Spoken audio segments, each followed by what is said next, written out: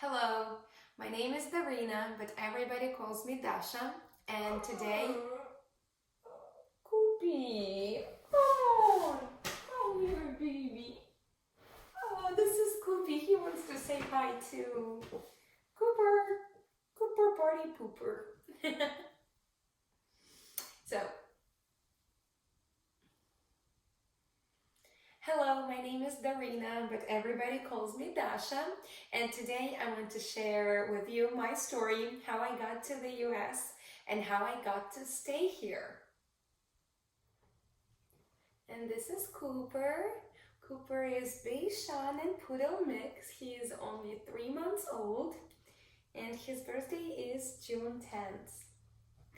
So, first time when I got to America, it was 2008.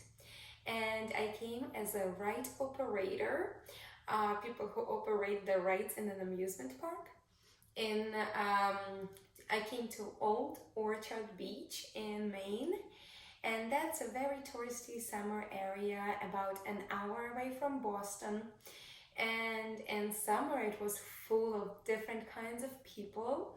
And in winter it was probably very boring because most of the population who lived there were a little older. So that summer was very rainy and I didn't work much, even though I was supposed to work a lot and get an overtime. But as many people on work and travel program do, I found a second job. The second job was to take care of an older lady. Her son was very friendly, and he actually, at the end of this program, he said to me and a couple other girls who were taking care of his mom that if we decide to stay, he would help us with studying, but we would have to take care of his mom, which at the time didn't work for me because I was in school. I wanted to graduate in Ukraine. Also, I was separated with my friend throughout the program. I was put in a house that was rented out for work and travel students, and there were 12 people living there. There were 2 guys from Bulgaria, there were 4 girls from Jamaica, there were 2 guys from Jamaica, and there were 3 other girls from Ukraine. I made friends with girls from Ukraine. We had a lot of fun together and spent a lot of nights in the backyard because we were only 20, couldn't drink yet, technically. But the girls from Jamaica were a lot older. I think they were like 26, 28. And they were not nice to us. Who knows why, but it's in the past. But the whole thing wasn't very good experience for me, and plus, for some reason, I thought that this is how the whole America is. It's not. Maine is a very beautiful state by nature, but there is not many people who live there. And of course, you can't compare the whole America to one place in Maine. But I was young and stupid once, so I came home and I said to my parents that I don't want to hear about America and I will never go back. 2 years go by, I graduate the university, and my major was finance. I graduate, I'm looking on Instagram and Facebook, and I see that my classmates, schoolmate, she was a class younger than me, she was in California living the life. She was taking care of somebody's kids, living in a family, but for the whole year she traveled, she learned the language, and it all looked really good on social media. So I reached out, I asked her what she's doing, I want the same. She said that that was the program Au Pair in America that she went with, and that brings you to the US for a year, you live with the family, and a year is a lot more than 3 months to figure out whether you like it or not, right? So I went to the agency in Kiev. It was called study.ua. I don't remember where it was, don't even ask me. But I signed up for this program, made everything that they asked me to, filled out the applications, the recommendations, and created a profile on the website. I was reached out by two families. One was from San Francisco, 3 kids, 1 dog, and I would have to take care of the dog as well. And then the other family was from Washington. I think they had 2 kids, and then 1 baby was on the way. I wanted to have kids that are smaller just because teenagers are tough and American teenagers are even tougher. So one day I was walking in the mall shopping with my sister, and I received a call from Ukrainian number. If you remember, there was the operator life. So that phone number showed up on my screen. I thought, okay, who's calling me? I picked up, and the lady in perfect Russian told me that they're family from New Jersey who are looking into my profile and they want to Skype later. And she said that she was from Krivoy Rog, which is my native hometown. And I thought that there is no way in America somebody knows about Krivoy Rog. Like, I legit thought that it's my friend's prank. I don't know who pranked me, but that was the prank. So I get home anyway, turn on the Skype, and kid you not, real family from New Jersey. So we talk, and the family is perfect. First of all, the lady is for real from Krivoy Rog, used to live 15 minutes away from me, and we had a lot to talk about. Then I found out that her niece went to the same school as I, only 2 years younger. And meanwhile, I really liked the kids too. They were only 2 years old, perfect twin girls. And I really liked that they were younger, because even though this is a lot more physical job for you, I liked that they are very loving at that age. And I did get a little lonely in the first year, because you get homesick and you miss your friends. You don't know many people around yet. So those girls were my saviors and I was theirs.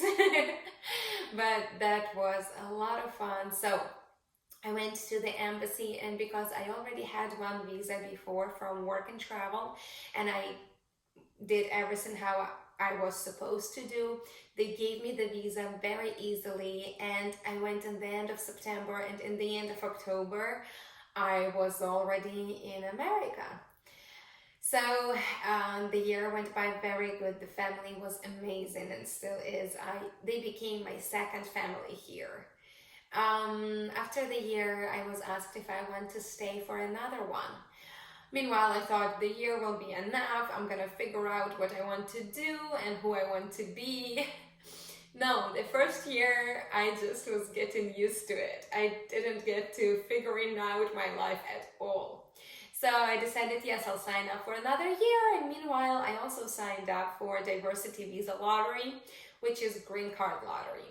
I signed up twice, and in a half a year after signing up, I saw that screen pop up on my laptop that said, your application was chosen for the green card. I was astonished. Didn't expect it. I filed for like 15 people, the same applications, and then only mine won. I checked 14 times before screaming hysterically in agony because that was the happiest moment of my life. I started the process, Googled everything, how to do it, what papers to send. They don't send you the email. They don't tell you what to do. You have to figure it all out on your own. So I remember there was some documents that I had to send to Kentucky that had to be with a $350 check. I sent it all and I waited. They had to submit me a case number, and by that case number, I would get the invitation to the interview and biometrics. So I waited. I sent the documents in August. They sent me my number in October. And I waited for my biometrics, waited. They were saying there are no updates at this time. Please contact us later. They sent me the invitation, I believe in February, for April interview and biometrics. Went for the interview, and I swear to God, can't remember what they asked me, completely blacked out. But anyway, I got it. I got the green card, and that was the second happiest moment of my life.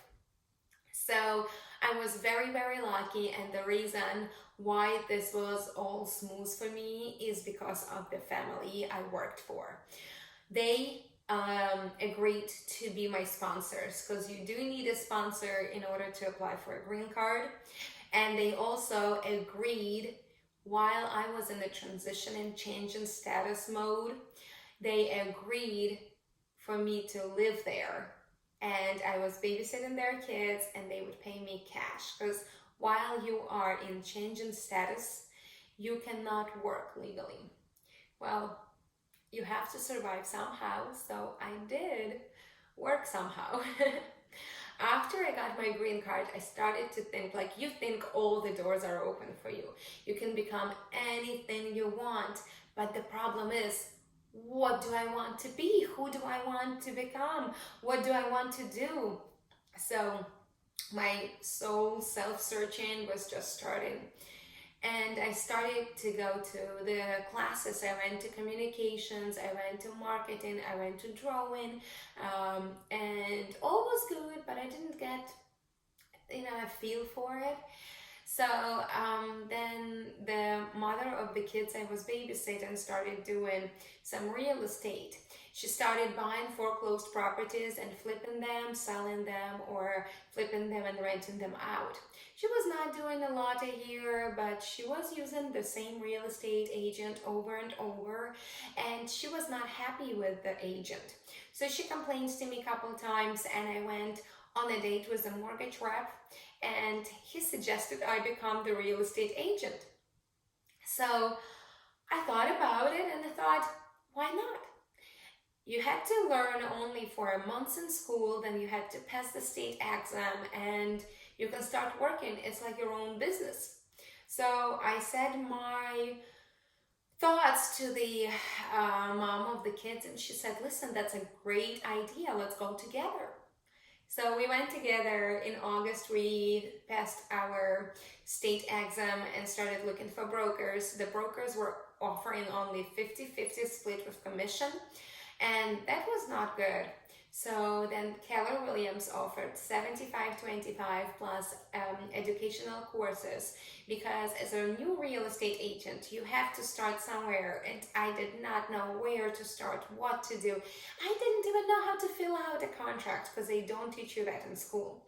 So we went with Keller Williams because they had such a great educational course, and the split didn't hurt either. We stayed with Keller Williams for a year, then switched to Wycor, then to Remax. First half a year, first 6 months doing real estate, we did 2 transactions. And I remember that it brought me $6,000. 2 transactions in 6 months, which was actually bad, because I had to pay monthly fees. You have to pay your licensor fees, your multiple listing service fees, your NJ realtors fees, like all the fees. I remember I almost got into like netting zero. But anyway, that was my first year. And now it's been 4 years. In August, it was 4 years. And we've doing as much as 4 or 5 transactions a month. So we've gone a long way, but it's still not where I'm hoping to be. And I still have big plans and planning big progress of our business.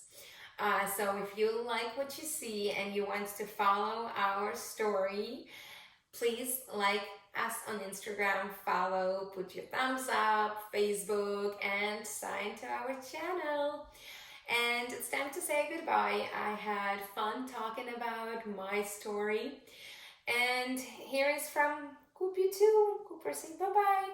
Bye-bye, and I'll see you next week. Mwah.